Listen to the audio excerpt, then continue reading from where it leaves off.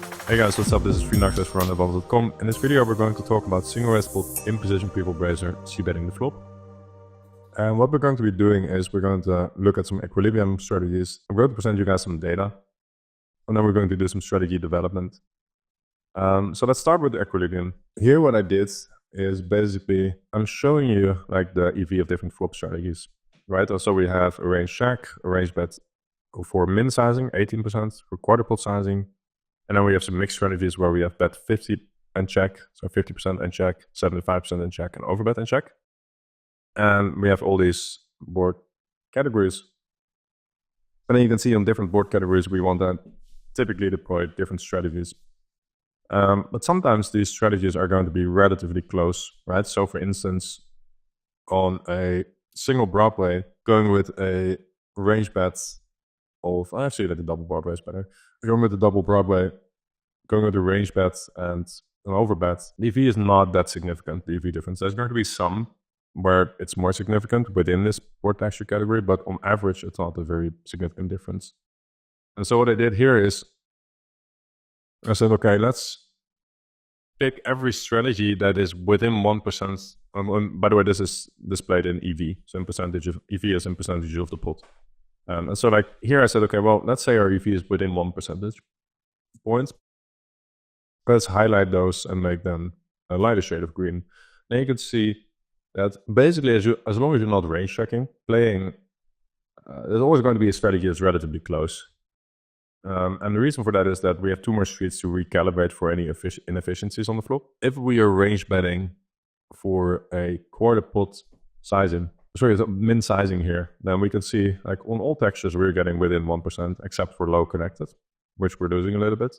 Doesn't necessarily mean that we can't win, like versus the pool we can make more than the number that we would versus a solver, right? If our opponent is going to, let's say, overfold versus the overbet, and let's say they're significantly overfolding versus the overbet, it might be that just going bet 125 mix is just significantly better versus the pool. This is obviously just a solver model.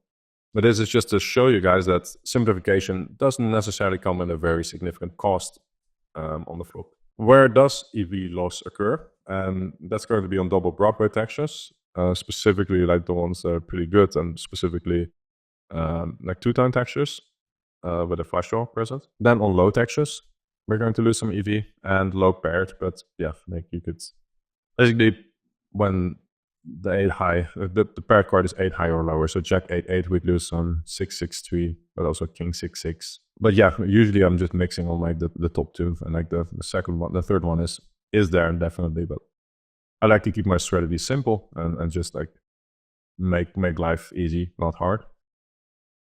So here we can see that the pool defends quite well versus the c-bet. We're getting to the MBA, the data in this section here. And there's not really an overfold or even like an under raise here. Like slight under raise, slight overfold versus quarter pot, but in the vast majority of situations, you are going to play versus a pool that plays pretty well versus a small c-bet. And like rightfully so, right? It's 2024. Solvers have been out for almost a decade, I guess, like maybe a little bit less. DTO trainers have been around for 5 years, and especially the last couple of years, it's been increasingly easy to get relatively good at flop defense. So people are just, yeah, relatively good at flop defense these days. Should we check back, however, then we can see that the pool is probing the turn too often, and this makes us a bit more incentivized to check back a slightly stronger range. Right? If our hand is indifferent between betting and checking, and it is jack high, like no additional equity, then the bulk of that EV comes from us checking back and then villain checking again to us on the turn.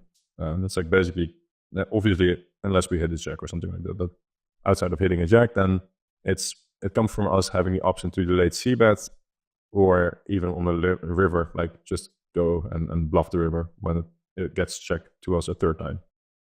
So if we don't get to realize that bluffing EV and or like just like spiking an overcard or whatever, or like a random jack, even if it's not an overcard, then that is bringing the EV of a hand like jack high down, and it will bring the EV of like an indifferent strong hand that's checking up right? Because if we then put too much money into the pot and we have a hand that is just in the top of our range or like near the top of our range, then obviously we're going to be doing a lot better.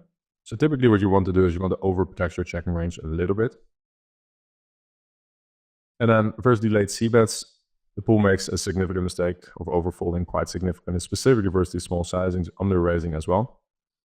We'll go deeper into this when we go into the delayed c-betting video, where I'll show you some models and then you can see what an effect something like this has. But for now, it's important to keep in mind when we're on the flop, so that we can see range betting is going to be a pretty cool strategy here. But also, there's not an awful lot of incentive in terms of like people are not really making mistakes to it directly, but they're making mistakes versus checks, namely betting, probing the turn too often, and then when a check, overfolding versus delayed c-bet. Right, so here we are, and this is basically a simplified project. In this, I basically simplified it to like being the same in each of the positions. There's going to be some small nuances, but yeah, I don't think it's too important. You can see that there's some range betting and then there's some bets. 125, that means you're going to develop a checking range. And then on low disconnected, we can go ahead and range check, typically speaking, without losing too much EV. So, and especially not if your opponent is not exploiting your range check, right? But even if they are, like usually you're not losing too much EV. So yeah, this is basically the baseline strategy that I still use these days. And then we need to just find a way to play this mixed strategy, or like these mixed strategies. And we'll go over like a low texture in a second and then a double Broadway texture and sort of try to find some spots where we might gain an edge. And especially if you're playing low stakes, I think when you overbet, there's going to be plenty. Also, like when you bet like 75, probably as well. All right, so we're going to go over two sims. Like I said, one disconnected low texture, one double Broadway where we have no bet and check. And what we then want to do is we want to gain an understanding of what specific hand classes want to do, and not necessarily what our hand wants to do. And so we want to, out of like all the noise that is in there, where like some specific combos want to do something very specific, we want to try to extract most information. And we can do that by just looking at hand classes and grouping things together, filtering for specific suits and whatnot, so that we can get an understanding of what's happening. We'll do that in a sec. First, some exploits. So basically, we want to c-bet according to the cheat sheet. I think that's like a very solid baseline strategy. And then if you're mixing in checks, you want to lean towards slightly overprotecting your checking range, since the pool is betting the turn too often. Aim to overdefend by both raising and calling versus the turn probe. And when check to again on the turn, aim to delayed c-bet more often.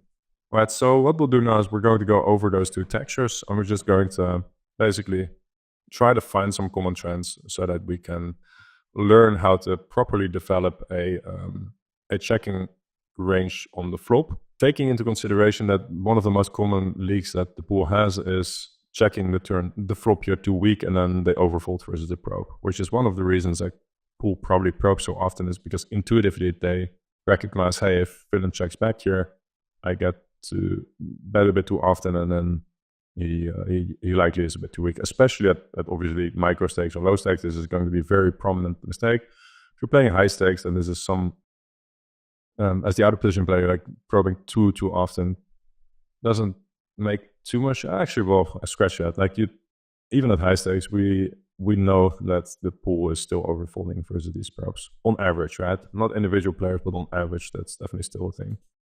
Right, so we're going to go over two textures. Let's start with the overbetting one. I'm going to pull it up. Right, so here we are in GTO Wizard. I could open this in Pio as well.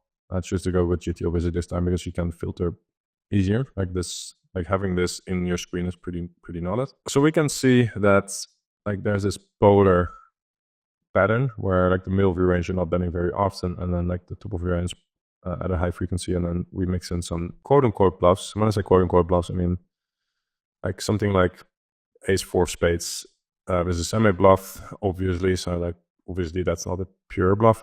Ace-4 of hearts. Ace-4 of spades, you know, is that a bluff? Like it's ace-4. So like basically all hands of equity is what I'm trying to say. So yeah, like basically what we want to do is we want to bet quite aggressively with the top of our range. Still, we need to have some checks in there. And so we check kings sometimes, ace king checking sometimes, aces occasionally checking, specifically with a heart, which makes sense. And then what are hands that are going to be betting quite often? So some 7x, which might be a bit unintuitive for some people. And then like some of these like backdoor straight draw type hands they're going to mix in.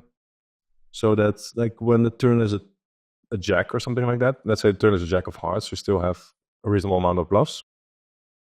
Or like an ace of hearts, you still want to have a reasonable amount of bluffs. So that's why that is in there.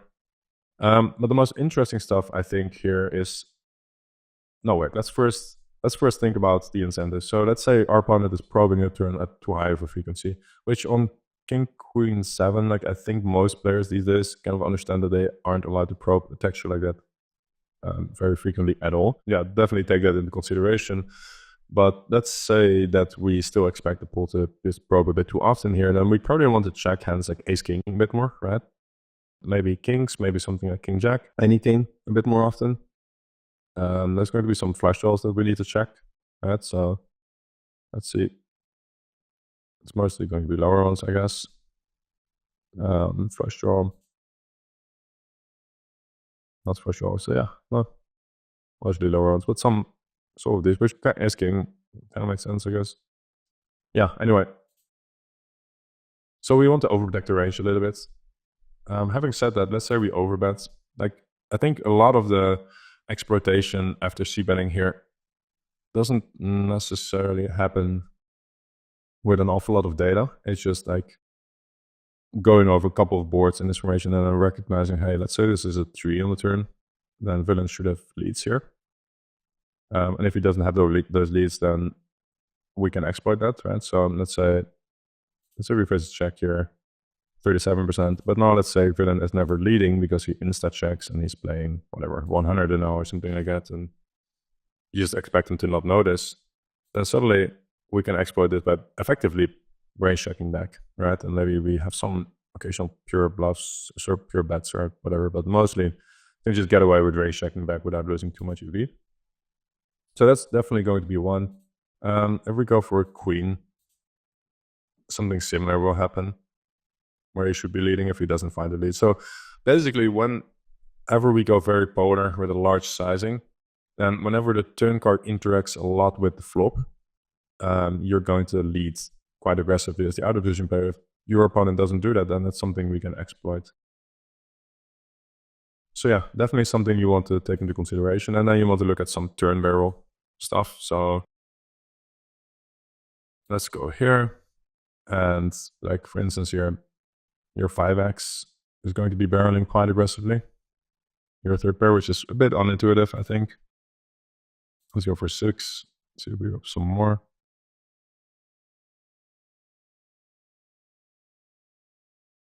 This is 2 pair, we're just checking back. Okay, good luck finding that. So your 7x still betting pretty aggressively.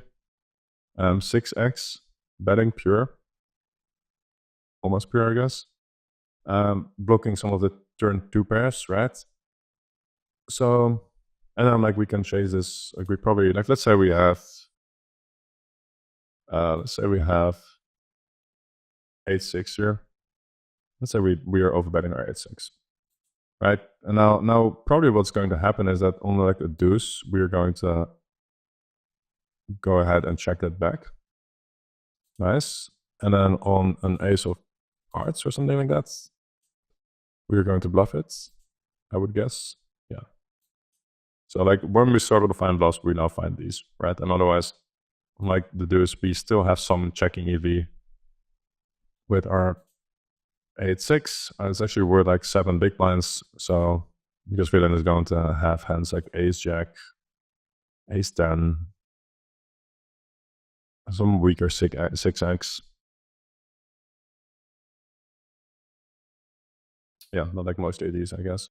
So yeah, anyway, like not data specifically, but definitely something to take into consideration. This is basically how I've studied these mixed frequencies. Just go over a bunch of turns and then not necessarily ask myself, what do I need to do? I kind of want to understand that, right? And why we need to do specific things, but also what does your opponent need to do? And what if they don't do that? How can we exploit that? That's basically where the magic happens, I think. All right, so we're going to do something similar. Big blind versus cutoff again, and we'll do something like this. So here, going 40%, like on average, like on this, I'm just going 75. It's not going to be a massive difference. Like the tighter the formation, I think the more we are allowed to bet on textures like this, but whatever. We'll just go bet 75 and check. And then again, what we want to do is we want to first gain an understanding of like what are the hands that want to check more, right? Because we expect the pool to be probing too often. I think this is in particular a texture where they're probing too often. So we don't want to just randomly bet or overpairs. We want to definitely mix in some checks. So why does aces want to check? Well, we can go into a random turn.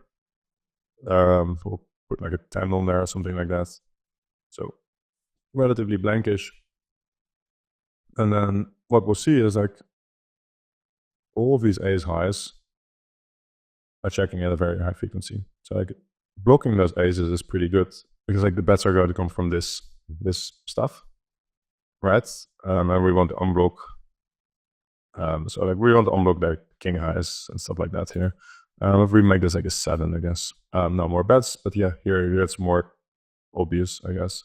Where you want to block these a bit more. That's why we want to check back here, so that if we check back aces here, we're just going to see more bets on the turn, more probes, and that's what we want. Also, like the benefit that aces has over tens is that aces is going to be able to value bet the turn and the river in the vast majority of cases, whereas tens doesn't have the same properties, right? Like, let's say we check back here, turn as a jack, or we were like, okay, well, now we don't have 2 streets, right? Same thing goes for jacks and then to a lesser extent for kings and queens. But still, like, yeah, so it's a combination of not needing protection as much, as well as blocking checks. And like the king high, same thing here, right? Like king, queen, most common, king high. The villain is checking at a high frequency on some turns. So checking 2 kings is not the worst because we're blocking some checks. And we make it a bit more likely that villain has like this region, right? If we block 2 kings. So that's why we want to check. So that's what I mean with conceptualizing, is gain an understanding of how the EV is collected in equilibrium. And then try to find some sort of general approach that makes sense. If we look at some of the bets, we can see like 2 overcard type hands do quite well, especially with backdoor flush draw. Like so, yeah. You can see it here. So yeah, like I would probably be betting these all a bit too often here on the flop, simply because it's also a way to play like villain might not be over folding, but if we understand how Queen Jack is generating EV, like quite often you end up getting a probe here and then he has to fold, like on the vast majority of turns, right? If we were able to just do this across all turns, then and we face a probe, and Queen Jack is just folding quite often, unless it specifically comes like a 10, an 8, a queen or a jack, and a king, I guess. So like on like let's say 60% of the turns we fold versus a probe, and the other ones we might call. So the checking EV comes from the lines where we don't face the probe, and then we have the option to delay to either we bet now or we even delay it to the turn, to the river, and check back here, and then like maybe we spike something on the river, or the river is like a 3, and now when we face a check, we are just going to be bluffing, and our bluff is going to capture a big blind. So if you are here, like being able to sort of visualize through the game tree, where does the checking EV with Queen Jack come from, and if villain is probing the turn too often, do we still have that? Probably not. Like probably the checking EV goes down a little bit for a hand like this. Alright, so that's 1. And then 2, if you're like not entirely sure, then usually what you are able to do is like bet the hand class at the same frequency and you're not losing too much EV. So for instance here, if we go for overpairs, right? We're betting at 73% of the times. If we node lock, and we're just going to say strategy filters 73 for filters for overpairs. So like this. So now they're betting 73% of the times on all, right? We click node lock. Obviously, this is just a small section of the range. So it doesn't have a dramatic impact either way, right? But it's definitely something to take into consideration. Like, you're losing a very minimal amount here. If we do the same thing for the top pairs, let's say top pair 69 and on the pair 50. So it's top pair 69, on the pair 50, right? I'm not entirely sure. In fact, it might be slightly off. On the pair, yeah, so it seems to be 50. So we can compare the EVs again. 3.1, 3 points. So we actually need to go and go here, I think 3.1 and 3.11.